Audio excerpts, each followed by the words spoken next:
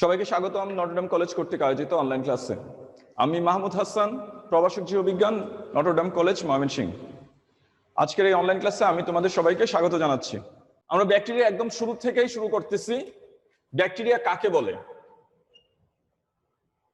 Bacteria, আমরা একটা সংজ্ঞা থেকে শুরু করব। ব্যাকটেরিয়াটা কি? আমরা এভাবে বলতে পারি, ব্যাকটেরিয়া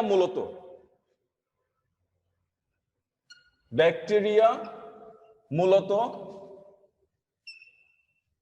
কোষীয় অঙ্গাণুবিহীন, কোষীয় অঙ্গাণু। আমরা জানি একটা কোষের মধ্যে বিভিন্ন ধরনের কোষীয় অঙ্গাণু থাকে। এর মধ্যে মাইটোকন্ড্রিয়া থাকে, গলজি বডি থাকে, এন্ডোপ্লাজমিক রেটিকুলাম থাকে, অনেক ধরনের অঙ্গাণু থাকে। কিছু অঙ্গাণু আছে অনেক বড়, আবার কিছু অঙ্গাণু আছে অনেক ছোট।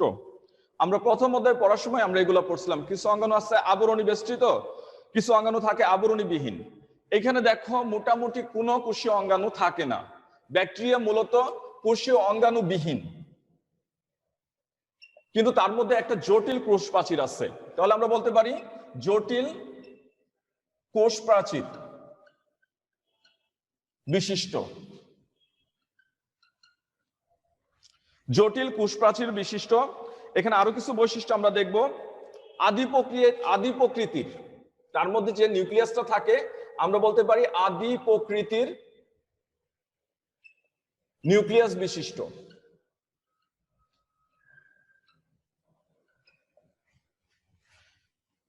তার গঠনটা অনেক সরল প্রকৃতির, আমরা বলতে পারি সরল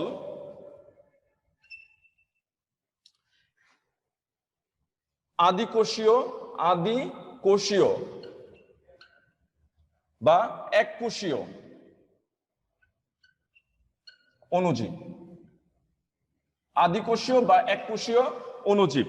দেখো আমরা ভাইরাসের কিছু বৈশিষ্ট্য থেকে তার সংজ্ঞাটা দেওয়ার চেষ্টা করতেছি। ভাইরাস মূলত কোষীয় অঙ্গাণুবিহীন, জটিল কোষ প্রাচীর বিশিষ্ট, আদি প্রকৃতির নিউক্লিয়াসধারী এবং কেমন সরল প্রকৃতির আদিকোষী বা এককোষীয় অণুজীব। আমরা ভাইরাস পড়ার সময় কি বলছিলাম? ভাইরাস ছিল অকোষীয় অণুজীব। আর এখন যদি কোনোভাবে উদ্দীপকটা এভাবে থাকে যে আদিকোষীয় বা এককোষীয় অণুজীবের বর্ণনা করো, তাহলে বুঝবা তুমি কোনটা আসছে। এটা আসছে ব্যাকটেরিয়া। আমরা দুই একটা ব্যাকটেরিয়ার এক্সাম্পল জানি। আমাদের পরিচিত কিছু ব্যাকটেরিয়া আছে, যেমন ইচেরাইশিয়া কোলাই, সংক্ষেপে আমরা বলি ই কোলাই। এটা একটা ব্যাকটেরিয়া। আমরা গত ক্লাসে আমরা ভাইরাসের সংখ্যা বৃদ্ধি পড়ার সময় পড়ছিলাম, সে একটা ব্যাকটেরিয়াতে সংখ্যা বৃদ্ধি করে। এই ব্যাকটেরিয়াটা ছিল তার পোষক। এই ইকোলাইটা হইতেছে সে এক্সাম্পলটা। এছাড়া কলেরা রোগের যে ব্যাকটেরিয়া আছে, হ্যাঁ, আমরা জানি এটা হচ্ছে Vibrio colliery, Vibrio Vibrio colliery, CHOLERAE colliery. তো এরা হইতেছে ব্যাকটেরিয়ার এক্সাম্পল। তাহলে পরীক্ষা যদি আসে ব্যাকটেরিয়া কি, জ্ঞানমূলকে আসুক আর যেভাবে আসুক, তখন তুমি এই ধরনের একটা সংজ্ঞা দেওয়ার চেষ্টা করবা যে এটা হইতেছে ব্যাকটেরিয়া। এবার চলো আমরা ব্যাকটেরিয়ার আবিষ্কার সম্পর্কে জানি। ব্যাকটেরিয়া কে আবিষ্কার করছেন? দেখো ব্যাকটেরিয়া আবিষ্কার সম্পর্কে এখানেও সেই ভাইরাসের মতো একক কোনো বিজ্ঞানীর অবদান নাই। এখানে আমরা বলতে পারি বিভিন্ন বিজ্ঞানী সম্মিলিতভাবে এই ব্যাকটেরিয়া আবিষ্কার করছেন। এর মধ্যে সর্বপ্রথম যে বিজ্ঞানীর নামটা আসে, উনি হইতেছেন একজন ওলন্দাজ বিজ্ঞানী, যার নাম হইতেছে Antonie von Leeuwenhoek. Antonie van Leeuwenhoek. উনি অনেক আগে 1675 সালে উনি এই ব্যাকটেরিয়া আবিষ্কার করছেন। তার নিজের আবিষ্কৃত অণুবীক্ষণ যন্ত্রের মধ্যে উনি ব্যাকটেরিয়া দেখছেন। পরবর্তীতে জার্মান বিজ্ঞানী এরেনবার্গ, কোন দেশের বিজ্ঞানী বলছি? জার্মান বিজ্ঞানী এরেনবার্গ প্রায় তার 200 বছর পরে 1829 সালে উনি ব্যাকটেরিয়া নামকরণ করছেন। ব্যাকটেরিয়া নামকরণ উনি যে জিনিসটা বুঝাইছেন, একটা গ্রিক শব্দ। উনি যখন ব্যাকটেরিয়া দেখছেন তার কাছে ছোট দণ্ডের মতো মনে হয়েছে, লিটল রড। এই লিটল রড থেকে উনি নাম দিচ্ছেন ব্যাকটেরিয়া। ব্যাকটেরিয়া গ্রিক শব্দ, যার অর্থ হইতেছে লিটল রড। এখান থেকে উনি নামকরণ করছেন ব্যাকটেরিয়া। আচ্ছা, পরবর্তীতে একজন ফরাসি বিজ্ঞানী, যার নাম হইতেছে লুই পাস্তুর। ফরাসি বিজ্ঞানী লুই পাস্তুর উনি ব্যাকটেরিয়া সম্পর্কে ব্যাপক ধারণা দিচ্ছেন, এই জন্যই তাকে আমরা বলি ব্যাকটেরিয়া তত্ত্বের জনক। ব্যাকটেরিয়া তত্ত্বের জনক। এই যে আজকে আমি সংজ্ঞাটা দিচ্ছি এটাও কিন্তু এই লুই পাস্তুরের দেওয়া, যে এটা হচ্ছে কেমন, এটা হচ্ছে আদিকোষী বা অকোষীয় অণুজীব, যার মধ্যে কি আছে, একটা জটিল কোষ প্রাচীর আছে, হ্যাঁ, কেমন কোষীয় অঙ্গাণু নাই, তার নিউক্লিয়াসটাও কেমন আদি প্রকৃতির। এইভাবে যে সংজ্ঞাটা দিচ্ছেন, তার সম্পর্কে আমাদের যে ধারণা দিচ্ছেন, ওইটা কে ছিলেন? উনি ছিলেন লুই পাস্তুর। এবং পরবর্তীতে আমরা দেখছি যে বিজ্ঞানী যাকে আমরা বলি ব্যাকটেরিওলজির জনক, ব্যাকটেরিয়া তত্ত্বের প্রতিষ্ঠা হচ্ছে লুই পাস্তুর, কিন্তু ব্যাকটেরিওলজির জনক আসলে কিন্তু দুইটা মিনিংস কিন্তু একই। একটা বাংলায় বলতেছি আর একটা ইংলিশে বলতেছি। ব্যাকটেরিওলজির জনক হইতেছে কে? হ্যাঁ, উনি হইতেছেন বিজ্ঞানী রবার্ট কক, বা কোন জায়গাতে দেখবা রবার্ট কর্চ লেখা। হ্যাঁ, একজন মার্কিন বিজ্ঞানী। উনি কি করছেন? ব্যাকটেরিয়া সম্পর্কে ব্যাপক ধারণা দিচ্ছেন, তাই জন্য আমরা তাকে বলতেছি ব্যাকটেরিওলজি এর জনক। এবং ব্যাকটেরিয়া সম্পর্কে ব্যাপক ধারণা দেওয়ার জন্য তাকে পরবর্তীতে 1905 সালে নোবেল পুরস্কারে ভূষিত করা হয়েছে। তাহলে এই ছিল মোটামুটি ব্যাকটেরিয়ার আবিষ্কার সম্পর্কে প্রাথমিক আলোচনা। হ্যাঁ, কার কার কথা বলছি? অ্যান্টনি ভন লিওনহুকের কথা বলছি। উনি ব্যাকটেরিয়া প্রথম দেখছেন, নামকরণ করছেন আরেকজন বিজ্ঞানী, হ্যাঁ, যার নাম হচ্ছে এরেনবার্গ, জার্মান বিজ্ঞানী। লুই পাস্তুর ব্যাপক ধারণা দিচ্ছেন। এবং আধুনিক এই ব্যাকটেরিয়া সম্পর্কে আমরা আধুনিক ধারণা পাইছি কার কাছ থেকে? বিজ্ঞানী রবার্ট কর্চের মাধ্যমে। এবং উনি যক্ষা রোগের জীবাণু আবিষ্কার করছেন, এবং জীবাণু থেকে কিভাবে পরিত্রাণ পাওয়া যায় এই মুক্তির উপায়ও কিন্তু রবার্ট কর্চ বর্ণনা করছেন। এবং পরবর্তীতে যক্ষা, আগে কিন্তু যক্ষা খুব ভয়ঙ্কর আকারে ছিল, যেটা মহামারীর মতো রূপ ধারণ করত, অনেক অনেক মানুষ মারা যায় তো এই যক্ষা রোগে। তো এটা সম্পর্কে উনি ধারণা দিচ্ছেন, এবং এই জন্যই তাকে 1905 সালে পরবর্তীতে নোবেল দেওয়া হয়েছে। তাহলে এই ছিল প্রাথমিক আলোচনা ব্যাকটেরিয়া নিয়ে। এবার চলো আমরা ব্যাকটেরিয়ার শ্রেণীবিন্যাসে যাব। এখানে দেখো চিত্রের মধ্যে আমি অনেকগুলো চিত্র আঁকা রাখছি ব্যাকটেরিয়ার শ্রেণীবিন্যাস ব্যাখ্যা করার জন্য। এবার আমরা ব্যাকটেরিয়ার শ্রেণীবিন্যাসে যাব, ব্যাকটেরিয়াকে আমরা কিভাবে শ্রেণীবিন্যস্ত করতে পারি। তো এইগুলো তোমাদের এমসিকিউ থাকে এবং সৃজনশীলও তোমার যে কোনো ভাবে আসতে পারে। এই জন্য এটা সম্পর্কে চলো আমরা একটু ধারণা নিয়ে নিই। ব্যাকটেরিয়ার শ্রেণীবিন্যাস।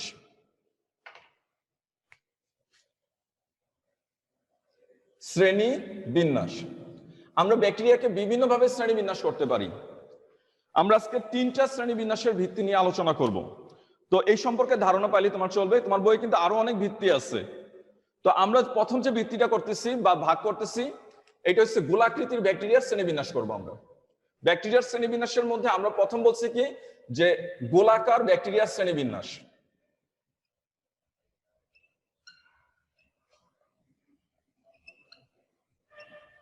ব্যাকটেরিয়া বিভিন্ন আকৃতির হইতে পারে।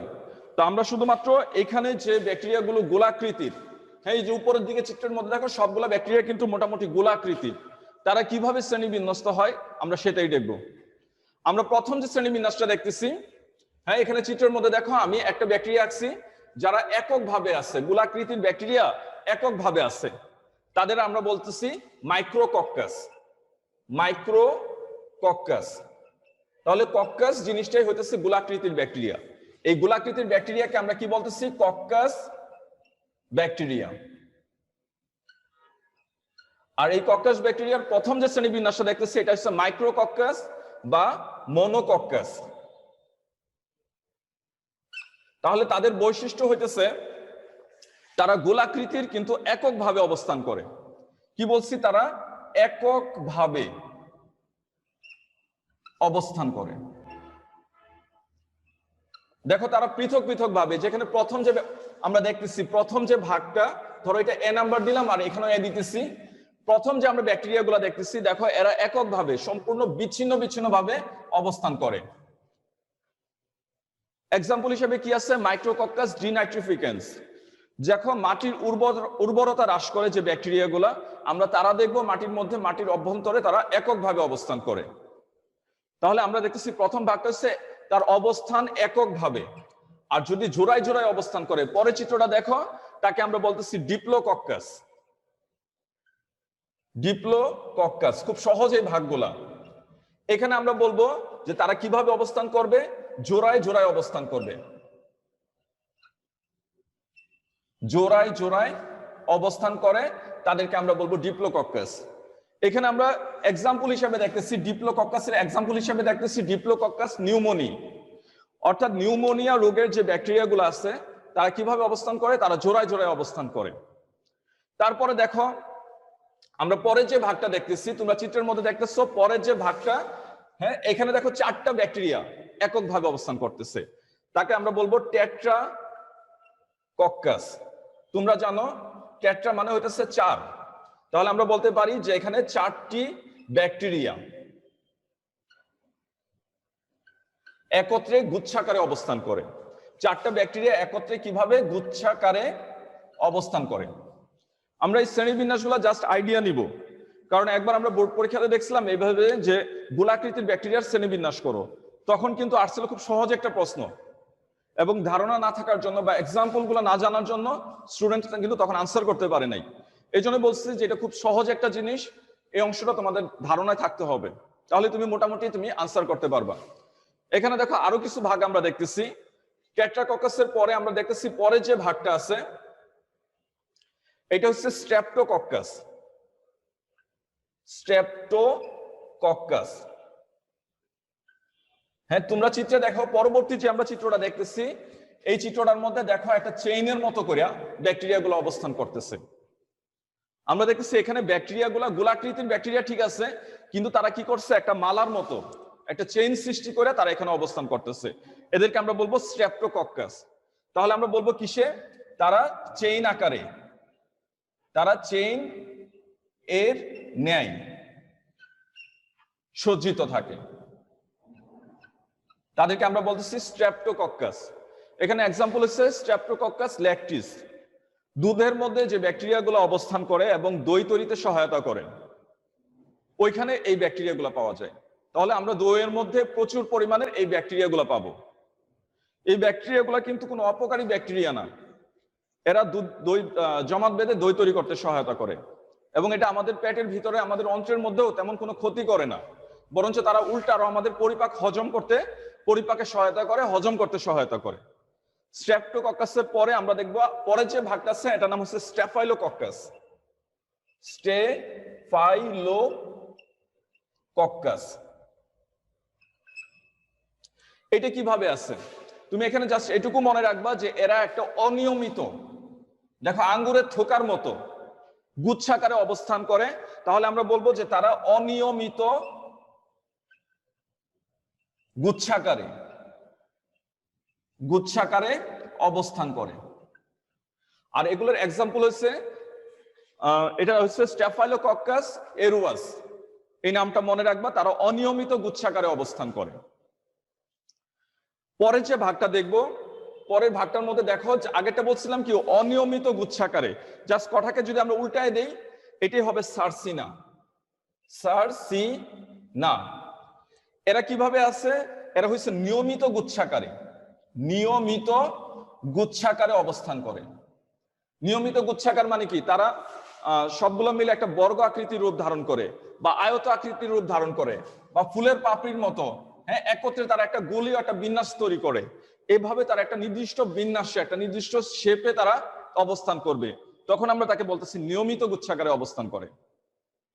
তাহলে এই ছিল সার্সিনা।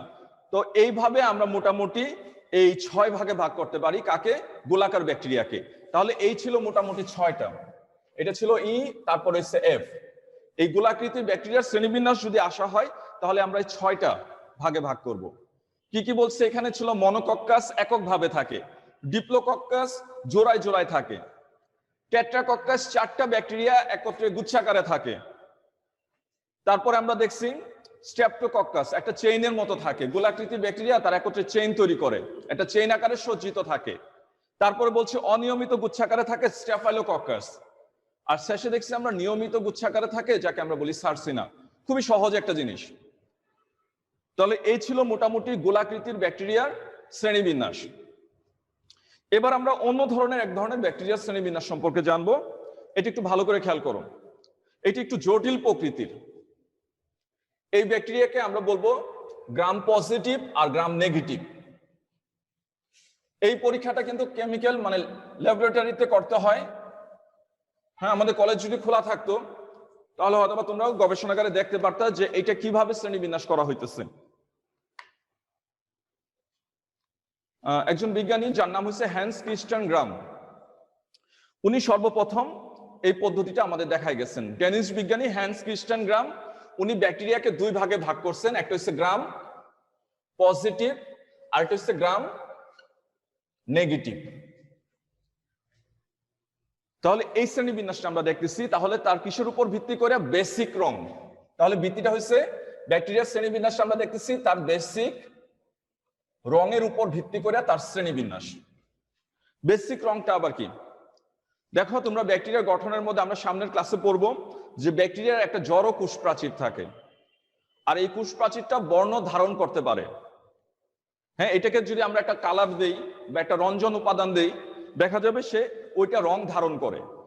তাহলে ওই ভাগটাকে আমরা বলতেছি, বা ওই রং দেওয়ার বা স্ট্রেন করার এই পদ্ধতিটাকে আমরা বলতেছি বেসিক রঙে রঞ্জিতকরণ। আর এর উপর ভিত্তি করে বিজ্ঞানী হ্যান্স ক্রিস্টিয়ান গ্রাম দুই ভাগে ভাগ করছেন, গ্রাম পজিটিভ আর এটা হচ্ছে গ্রাম নেগেটিভ। তাহলে দেখো তার পদ্ধতিটা কি ছিল। উনি বলছেন যে প্রথম ধাপটা হচ্ছে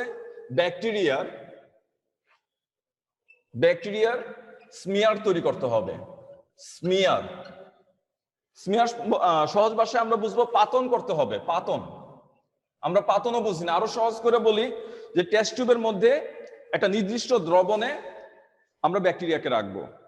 তাহলে এটি হচ্ছে ব্যাকটেরিয়া স্মেয়ার বা দ্রবণ প্রস্তুত করা। তাহলে প্রথম কাজ হচ্ছে ব্যাকটেরিয়া স্মেয়ার বা পাতন করা। দ্বিতীয় ধাপটা হবে যে এখানে একটা বিশেষ একটা রং যাকে বলা হয় ক্রিস্টাল ভায়োলেট। এই টেস্ট টিউবের মধ্যে আমরা কি করব? পরবর্তীতে ক্রিস্টাল ভায়োলেট প্রদান। এই টেস্ট টিউবের মধ্যে একটা বিশেষ রঞ্জিত তরল, কালারফুল তরল একটা প্রয়োগ করব যার নাম হচ্ছে ক্রিস্টাল ভায়োলেট। তার নাম শুনেই বুঝতেছে এটার কালার কি হবে? ভায়োলেট বা বেগুনি কালারের হবে। এই ক্রিস্টাল ভায়োলেট দেওয়ার পরে দেখা যাবে টোটাল দ্রবণটা ভায়োলেট কালার হয়ে যাবে। তারপরে কি করতে হবে? তৃতীয় ধাপে যে কাজটা করতে হবে, তারপরে তোমাদের আয়োডিন দিতে হবে। আয়োডিন প্রদান। ভায়োলেটের মধ্যে যখন আয়োডিন দেওয়া হবে তখন তার ভায়োলেট কালারটা থাকবে না, আয়োডিনের সাথে মিক্সড হয়ে যাবে। পরবর্তী যে কাজটা করতে হবে এটা হইতেছে এর মধ্যে অ্যালকোহল দিতে হবে। অ্যালকোহল ধৌতকরণ, অ্যালকোহলে ধুয়ে ফেলতে হবে এটাকে। তো অ্যালকোহল যখন ধুয়ে ফেলবা তখন আর কোনো কালারই থাকবে না, অর্থাৎ দ্রবণটা সে আগের মতো কালারলেস হয়ে যাবে। প্রথম আমরা যখন এই যে স্মিয়ার বা পাতন তৈরি করছিলাম তখন কিন্তু এটা কালারলেস ছিল। যখন আমরা অ্যালকোহল এটাকে ধুয়ে ফেলবো ওই আয়োডিন প্রদানের পরে দেখা যাবে আর কোনো কালারই থাকবে না, সম্পূর্ণ কালার এখান থেকে চলে যাবে। পরবর্তীতে যে কাজটা করতে হবে, এর মধ্যে শেষ ধাপে হচ্ছে স্যাফরানিনে রঞ্জিত করতে হবে। স্যাফরানিন কাউন্টার স্ট্রেইন, স্যাফরানিন দ্রবণে কাউন্টার স্ট্রেইন করতে হবে। এটা হচ্ছে স্যাফরানিন হচ্ছে আরেকটা রঞ্জক পদার্থ। হ্যাঁ, প্র্যাকটিক্যাল ক্লাসের মধ্যে তোমরা দেখবা স্যাফরানিনের একটা তরল পদার্থ, মানে একটা তরলের একটা জার থাকে। ওই যে আমরা যখন প্র্যাকটিক্যালের সময় যখন মূল কাণ্ডের প্রস্থচ্ছেদ করি ওটাকে তখন কালার করতে হয়, রং দিতে হয়। তো এই ধরনের স্যাফরানিন রঞ্জকে কাউন্টার স্ট্রেইন হচ্ছে প্রথম যে তুমি কালারটা দিছিলা ভায়োলেট কালার, আয়োডিন, এইগুলা যে কালার তার সম্পূর্ণ বিপরীত একটা কালার। এই বিপরীত কালারে স্ট্রেইন করা মানে রঞ্জিত করতে হবে, কাউন্টার স্ট্রেইন বলা হয় এটাকে। তো এইভাবে রাখার পরে টেস্ট টিউবটা তুমি এইভাবে রাখছো, কাউন্টার স্ট্রেইন করছো, মানে এর মধ্যে তুমি লাল রঙের একটা রঞ্জক পদার্থ দিছো। তুমি দেখবে একটা নির্দিষ্ট সময় পরে ওই লাল কালারটা লাল থাকবে না, এই লাল কালারটা কি হয়ে যাবে? শেষে ফলাফলে আমরা দেখব এই লাল বর্ণের কালারটা হয়ে যাবে আস্তে আস্তে ভায়োলেট কালার, মানে বেগুনি কালার হয়ে যাবে। বেগুনি যদি নাও হয় এটা কি হয়ে যাবে? এটা ব্লু হয়ে যাবে অথবা পার্পল হয়ে যাবে। ভায়োলেট না হলেও কি হবে? বেগুনি হবে অথবা পার্পল হয়ে যাবে, মানে ব্লু বা নীল হয়ে যাবে অথবা পার্পল হয়ে যাবে। তখন তাকে আমরা বলবো এই ব্যাকটেরিয়াটা হচ্ছে গ্রাম পজিটিভ। আর ফলাফল হিসেবে যদি দেখি ভায়োলেট কালারটা ফেরত আসে নাই। তুমি শেষে কি দিছিলা? স্যাফরানিন দিছিলা। স্যাফরানিনের কালার কি ছিল? লাল বর্ণ। সেই লাল বর্ণ লালই থাকলো, অথবা লালের পরিবর্তে খুব বেশি হলে হ্যাঁ গোলাপি হয়ে গেল, গোলাপি বা পিঙ্ক হয়ে গেল। লাল থাকতে পারে, অথবা লালটা সামান্য কালার চেঞ্জ করে কি হয়ে যেতে পারে? গোলাপি হয়ে যেতে পারে। তখন তাকে আমরা বলবো গ্রাম নেগেটিভ। তাহলে এইভাবে আমরা যে শ্রেণী বিন্যাসটা করতেছি, শেষে আমরা কি কালার দেখছি? ভায়োলেট কালার, ব্লু বা পার্পল কালার, তখন তাকে আমরা বলবো গ্রাম পজিটিভ। আর যদি দেখি আমরা লাল কালার আসছে, মানে লাল লালি আছে, অথবা গোলাপি হয়ে গেছে, তখন তাকে আমরা বলবো গ্রাম নেগেটিভ। এইভাবে ব্যাকটেরিয়াকে আমরা দুই ভাগে ভাগ করতে পারি, হয়তোবা তারা গ্রাম পজিটিভ হবে, অথবা তারা গ্রাম নেগেটিভ হবে। তো এইভাবে ব্যাকটেরিয়া একটা শ্রেণী বিন্যাসকে দেখাইছেন বিজ্ঞানী হ্যান্স ক্রিস্টিয়ান গ্রাম, যাকে আমরা বলছিলাম ড্যানিশ বিজ্ঞানী, অর্থাৎ ডেনমার্কের বিজ্ঞানী। উনি এইভাবে ব্যাকটেরিয়া একটা শ্রেণী বিন্যাস করে আমাদের দেখাইছেন। তো আমরা ব্যাকটেরিয়ার দুইটা শ্রেণী বিন্যাসের ভিত্তি দেখলাম, একটা ছিল বেসিক রঙের উপর, আর একটা ছিল গোলাকৃতির ব্যাকটেরিয়া। এখানে তোমরা আরেকটা কাজ করবা, এই এক্সাম্পল গুলা মনে রাখবা যে কোনটা কোনটা গ্রাম পজিটিভ আর কোনটা গ্রাম নেগেটিভ। বোর্ড পরীক্ষাতে অনেকবার আসছে যে নিচের কোনটি গ্রাম পজিটিভ বা কোনটি গ্রাম নেগেটিভ। তোমাদের বইয়ে এখানে কিছু এক্সাম্পল দেওয়া আছে, এই এক্সাম্পল গুলা মনে রাখবা। আমি প্রথম গ্রাম নেগেটিভের কথা বলতেছি। গ্রাম নেগেটিভ হচ্ছে সিগেলা, বাংলা লিখে দিয়েছি সিগেলা। তারপরে হচ্ছে রাইজোবিয়াম, রাইজোবিয়াম, এটা সিম জাতীয় উদ্ভিদের মূলে থাকে। আমাদের খুব পরিচিত একটা ব্যাকটেরিয়া ছিল ইচেরাইশিয়া কোলাই, মানে সংক্ষেপে আমরা বলি ইকোলাই। তারপরে আরেকটা কলেরা ব্যাকটেরিয়া দেখছি আমরা কলেরা রোগের জন্য, এটাও আমরা দেখবো আমাদের আলোচনার মধ্যে অনেকবার আসবে। এই কলেরা রোগ নিয়ে আমরা বিস্তর পড়ব। হ্যাঁ, এটা নাম হচ্ছে Vibrio colliery, VIVRIO, Vibrio colliery, CHOLERAE, colliery. তাহলে এই ব্যাকটেরিয়া গুলো হইতেছে গ্রাম নেগেটিভ। আর আমরা এখানে উপরে যে এক্সাম্পল দেখছি স্ট্রেপ্টোকক্কাস, স্ট্যাফাইলোকক্কাস, ক্লস্ট্রিডিয়াম, এরা হইতেছে গ্রাম পজিটিভ। তাহলে তুমি অন্তত এই এক্সাম্পল গুলা অন্তত ভালো করে মনে রাখবা। আর যে ধাপগুলা বলছি, এই ধাপগুলা একটা গ্ল্যান্সে মনে রাখবা। কি কি করতে হবে? স্মিয়ার তৈরি করতে হবে, তারপরে ক্রিস্টাল ভায়োলেট দিতে হবে, তার মধ্যে আয়োডিন দিতে হবে, হ্যাঁ, তারপরে টেস্ট টিউবের মধ্যে অ্যালকোহল দিয়ে ধুইবা, শেষে কাউন্টার স্ট্রেন করবা লাল বর্ণের স্যাফরানিন দিয়া।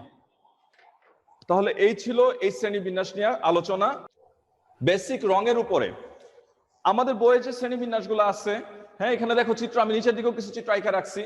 এইগুলো হচ্ছে ফ্লাজেলার উপর ভিত্তি করে শ্রেণী বিন্যাস, আমরা পরবর্তীতে দেখব। এখানে ছিল আকৃতির উপরে গোলাকৃতির ব্যাকটেরিয়ার শ্রেণী বিন্যাস। এইভাবে ব্যাকটেরিয়াকে আমরা শ্রেণী বিন্যাস করতে পারি।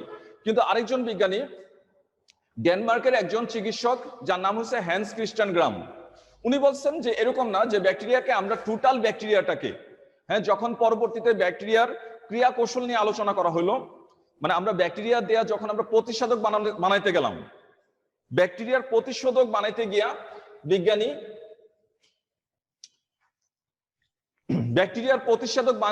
বিজ্ঞানী ড্যানিশ বিজ্ঞানী হ্যান্স ক্রিস্টিয়ান গ্রাম, উনি ব্যাকটেরিয়াকে দুই ভাগে ভাগ করছেন। দেখো, আমরা যে অ্যান্টিবায়োটিক খাই, এই অ্যান্টিবায়োটিক কিন্তু তার কোষ প্রাচীরের উপর কাজ করে। এই কোষ প্রাচীরটা কেমন, তার প্রকৃতিটা কেমন, এটা নির্ণয় করার জন্য উনি বলছেন ব্যাকটেরিয়া দুই ধরনের। মনে করো একটা প্রাচীর হইতেছে অনেক পুরু, যাকে আমরা বলতেছি গ্রাম পজিটিভ, আর একটা প্রাচীর থাকে পাতলা, তাকে আমরা বলি গ্রাম নেগেটিভ। এইভাবে এটার উদ্দেশ্য ভিত্তি করেই তিনি কিন্তু এই শ্রেণী বিন্যাসটা করতে চাইছিলেন, যে তার প্রাচীরটা দেখি কেমন। আর প্রাচীরের প্রকৃতি বোঝার জন্য উনি একটা ভাগ করছেন বিভিন্ন রঞ্জক পদার্থ দিয়া। আর এটাকে আমরা বলতেছি বেসিক রঙের উপর ভিত্তি করে তার শ্রেণী বিন্যাস। উনি বলছেন দুই ধরনের ব্যাকটেরিয়া, একটা হচ্ছে পজিটিভ, একটা হচ্ছে গ্রাম নেগেটিভ। তো এটার জন্য উনি কি করছেন, উনি কেমিক্যাল বা গবেষণাগারে কিছু রাসায়নিক উপাদান নিয়ে, রাসায়নিক বর্ণ নিয়ে উনি কাজ করছেন। উনি কি করছেন, একটা টেস্ট টিউবের মধ্যে, মনে করো একটা টেস্ট টিউব, তোমরা প্র্যাকটিক্যালে যেমন টেস্ট টিউবের মধ্যে বিভিন্ন লবণ নিয়ে, অ্যাসিড নিয়ে যেমন গবেষণা করো, উনি কি করছেন, এই টেস্ট টিউবের মধ্যে ব্যাকটেরিয়ার একটা স্মিয়ার তৈরি করছেন, একটা দ্রবণ তৈরি করছেন। ব্যাকটেরিয়ার একটা স্মিয়ার তৈরি করছেন বা দ্রবণ তৈরি করছেন টেস্ট টিউবের মধ্যে। তাহলে প্রথম কাজ হচ্ছে স্মিয়ার বা পাতন করা বা দ্রবণ তৈরি করা। পরবর্তীতে এখানে একটা রাসায়নিক রঞ্জক পদার্থ, যার নাম হচ্ছে ক্রিস্টাল ভায়োলেট, রাসায়নিক রঞ্জক পদার্থ ক্রিস্টাল ভায়োলেট এটার উপরে প্রদান করছেন। ক্রিস্টাল ভায়োলেট প্রদান করার পরে উনি দেখছেন এই কালারটা কি হয়ে গেছে, এটা হচ্ছে ভায়োলেট কালার হয়ে গেছে, টোটালটা ভায়োলেট কালার হয়ে গেছে। তারপর এটার মধ্যে উনি কি করছেন, এটার মধ্যে মনে করো তিনি আরেকটা রঞ্জক পদার্থ এটার মধ্যে প্রয়োগ করছেন। এটা ছিল কি আয়োডিন। ক্রিস্টাল ভায়োলেট এবং আয়োডিন সম্পূর্ণ বিপরীত, একটা আরেকটার সাথে প্রতিক্রিয়া দেখায়। তাহলে আয়োডিন দেওয়ার পরে দেখা গেছে ক্রিস্টাল ভায়োলেট রংটাকে, যে রংটা সে প্রথম প্রয়োগ করছিল, যা ব্যাকটেরিয়াকে রঞ্জিত করছিল, এই রংটা ছাইরা দিচ্ছে। এরপর উনি এটাকে কি করছেন, এর মধ্যে উনি অ্যালকোহল প্রয়োগ করছেন। অ্যালকোহল প্রয়োগ করাতে দেখা গেছে তিনটা একত্রে বিক্রিয়া করিয়া ব্যাকটেরিয়াটা একদম সম্পূর্ণ কালারলেস হয়ে গেছে, তার মধ্যে কোনো রং আর নাই। অ্যালকোহলটা উনি কি করছেন, অ্যালকোহলটা ধৌতকরণ করছেন। সর্বশেষে উনি কি করছেন, আবার পুনরায় স্যাফরানিন, এটা একটা লাল বর্ণের রঞ্জক, এই স্যাফরানিন প্রয়োগ করছেন। এই স্যাফরানিন দিয়ে উনি কি করছেন, কাউন্টার স্ট্রেন করছেন, মানে বিপরীত, এই ভায়োলেটের বিপরীত হিসাবে উনি ব্যবহার করছেন। এই জন্য এটাকে বলা হয় কাউন্টার স্ট্রেন পদার্থ। তো এইভাবে যখন স্যাফরানিন দিচ্ছেন, উনি দেখছেন পরবর্তীতে একটা সময় পরে, মনে করেন 10-15 মিনিট পরে আবার সেই ভায়োলেট কালারটা ফেরত চলে আসছে, লালটা চেঞ্জ হয়ে কি হয়ে গেছে, ভায়োলেট হয়ে গেছে, বা ভায়োলেটের কাছাকাছি ব্লু বা পার্পল হয়ে গেছে, লাল আর থাকে নাই, লালের পরিবর্তে ভায়োলেট অথবা ব্লু বা পার্পল হয়ে গেছে। তখন উনি বলছেন এটা হচ্ছে গ্রাম পজিটিভ। এই ব্যাকটেরিয়াগুলা গ্রাম পজিটিভ, যা দিয়ে উনি পরীক্ষা করছেন। আর কিছু ব্যাকটেরিয়ার মধ্যে দেখছেন যে এটা লাল বর্ণের, ওই লাল কালারটাই থাকে, স্যাফরানিনের কালারটা কি ছিল, লাল, সেই লাল কালারটাই কিন্তু থাইকে গেছে। অথবা উনি দেখছেন যে লালটা হালকা চেঞ্জ হয়ে কি হয়ে গেছে, গোলাপি হয়ে গেছে। তখন উনি বলছেন যে হ্যাঁ, এটা তাহলে গ্রাম নেগেটিভ, লাল বা লালের কাছাকাছি বর্ণ আছে, এটা হচ্ছে গ্রাম নেগেটিভ। কোন ব্যাকটেরিয়াগুলোর মধ্যে ছিল, রাইজোবিয়াম, ইকোলাই, ভাইব্রিও, এগুলোর মধ্যে উনি দেখছেন যে এরা হচ্ছে গ্রাম নেগেটিভ। এছাড়া কি বলছি যে স্ট্রেপ্টোকক্কাস, স্টেফাইলোকক্কাস, হ্যাঁ, তারপরে ল্যাক্টোব্যাসিলাস এগুলা ছিল, বা ক্লস্ট্রিডিয়াম, এরা দেখছে গ্রাম পজিটিভ। এইভাবে উনি ব্যাকটেরিয়াকে দুইটা ভাগে ভাগ করছেন। তো এই ছিল মোটামুটি এই ব্যাকটেরিয়ার শ্রেণীবিন্যাস। তোমরা বইয়ে পড়বা, দেখবা, তাহলে আরো ক্লিয়ার হয়ে যাবে। আমি জাস্ট ধারাবাহিকভাবে নামগুলা বললাম যে কি কি পদার্থ দিয়ে উনি এই স্ট্রেন করছিলেন বা রঞ্জিত করছিলেন। চলো আমরা আর সময় কম, আরেকটা শ্রেণীবিন্যাস দেখি, খুব দ্রুত একটা শ্রেণীবিন্যাস দেখবো, দেখে আজকে আমাদের পড়া শেষ করব। এই ভিত্তিটা হইতেছে ব্যাকটেরিয়ার ফ্লাজেলার উপর ভিত্তি করে। ব্যাকটেরিয়ার মধ্যে তোমরা জানবা চুলের মতো ফ্লাজেলা সৃষ্টি হয়। এই ফ্লাজেলার উপর ভিত্তি করে আমরা ব্যাকটেরিয়াকে শ্রেণীবিন্যাস করতে পারি।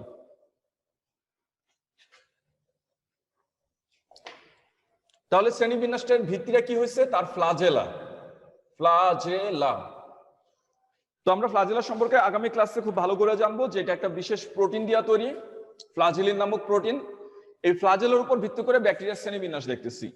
প্রথম হইতেছে অ্যাট্রিকাস। তোমরা সামনে যদি এ শব্দটা থাকে তাহলে বুঝবা এ মানে হইতেছে অ্যাবসেন্ট, ট্রিকাস মানে হচ্ছে ফ্লাজেলা। অ্যাট্রিকাসের মধ্যে দেখতেছি আমরা এখানে ওই কাইন্ডি ব্যাকটেরিয়ামের মধ্যে আমরা দেখতেছি এর মধ্যে কোনো ফ্লাজেলা নাই। তাহলে এই প্রথম ভাগটা হইতেছে অ্যাট্রিকাস, মানে এর মধ্যে কোনো ফ্লাজেলা থাকে না, ফ্লাজেলা বিহীন। পরবর্তী যে ভাগটা আমরা দেখব এটা হচ্ছে মনোট্রিকাস। মনোট্রিকাস মানে এর মধ্যে একটা মাত্র ফ্লাজেলা থাকবে।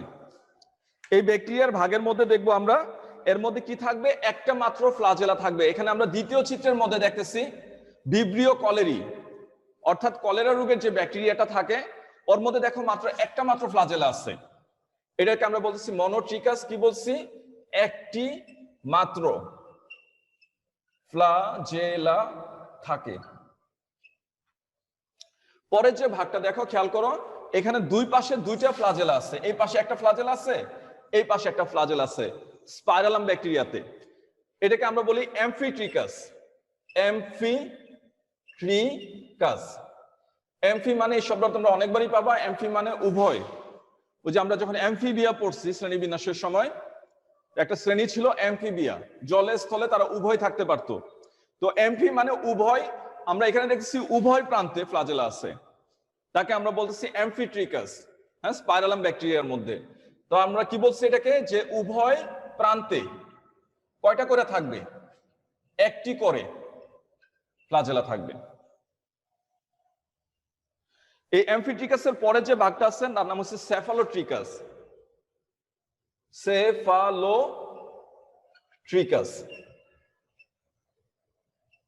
এখানে খেয়াল করো, পরে যে ভাগটা আমরা দেখতেছি ডি নাম্বার ভাগটা, সেফালোট্রিকাস। এটার মধ্যে আমরা দেখব যে এখানে অনেকগুলো ফ্লাজেলা থাকে। এক প্রান্তে থেকে যদি আমরা দেখি অনেকগুলো ফ্লাজেলা সৃষ্টি হয়েছে, তাকে আমরা বলবো সেফালোট্রিকাস।